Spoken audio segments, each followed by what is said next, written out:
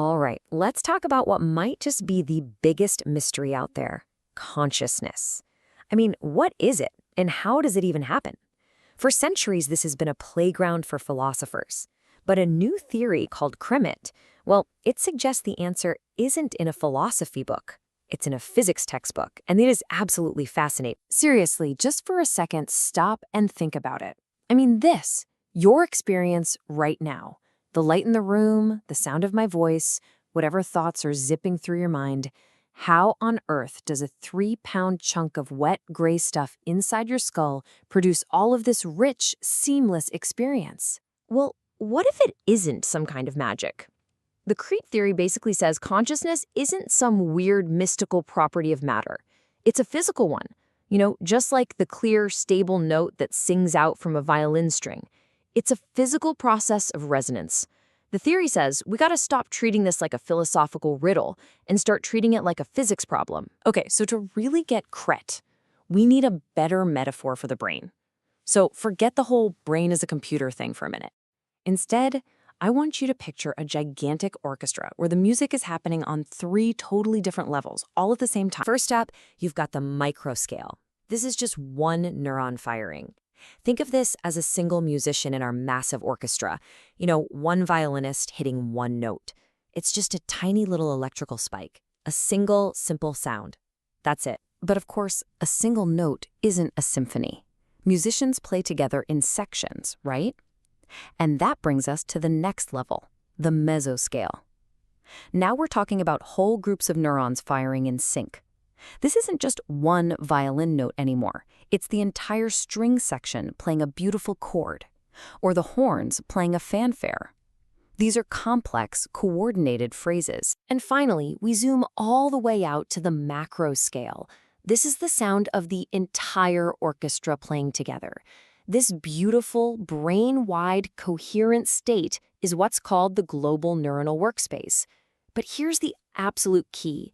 This global state isn't just the music. It's also the conductor, actively sending signals back down to guide and shape what the individual sections are playing.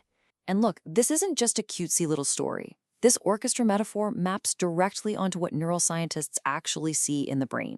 Those microscale notes, that's literally the electrical spikes firing across synapses. Those mesoscale sections, that's what scientists call cortical columns or cell assemblies. And that macroscale orchestra and conductor, that's the global neuronal workspace, a real, measurable pattern of brain activity. This is a physical model. So how does any given thought or feeling actually become conscious? CRET says it's a two-way street. First, you've got this bottom-up process, an upward cascade that turns a tiny little whisper into a brain-wide roar. So picture a single snowflake starting a tiny little slide down a mountain. That's our local stimulus, maybe seeing a face you recognize. When the brain is in just the right state, a state scientists call criticality, that one little event can trigger a full-blown neuronal avalanche. This chain reaction ripples up from the individual neurons to the cell assemblies until, bam, it's powerful enough to trigger a global ignition. The entire global workspace lights up with that one piece of information. But here's the thing, an uncontrolled avalanche is just chaos. It's noise. It's a roar. For real focused consciousness, you don't just need the roar. You need control. You need the conductor to step up to the podium. The moment the global workspace ignites, it immediately starts sending feedback signals back down the chain. This downward flow is literally the conductor tapping the music stand and telling the orchestra, okay, strings, focus on this melody, or horns, you're a little too loud, bring it down. It sharpens what's important, the face you're actually looking at, and tells everything else to quiet down. And we can see exactly how crucial this is. I mean, think about what happens when someone's put under general anesthesia with a drug like propofol. The upward signals, the raw sensory noise, the orchestra members noodling around, that might still be happening. But that top-down feedback from the conductor, it collapses. The conductor has basically left the building. And without that guiding hand to organize the chaos into a symphony, consciousness just fades away. Okay, so we've got this upward avalanche and this downward control. The central core idea of CRET is that consciousness doesn't just happen randomly. It happens at the exact moment these two flows strike a perfect, self-sustaining balance. It even puts a number on it. This is it. This is the tipping point. Loop gain is greater than or equal to 1. I know, it looks incredibly simple, but this little mathematical condition is the absolute heart of the theory. This is the on switch for consciousness. So what does that actually mean? Well, gain is just a term for amplification. So consciousness ignites when the amplification from the upward avalanche is perfectly balanced by the control from the downward conductor.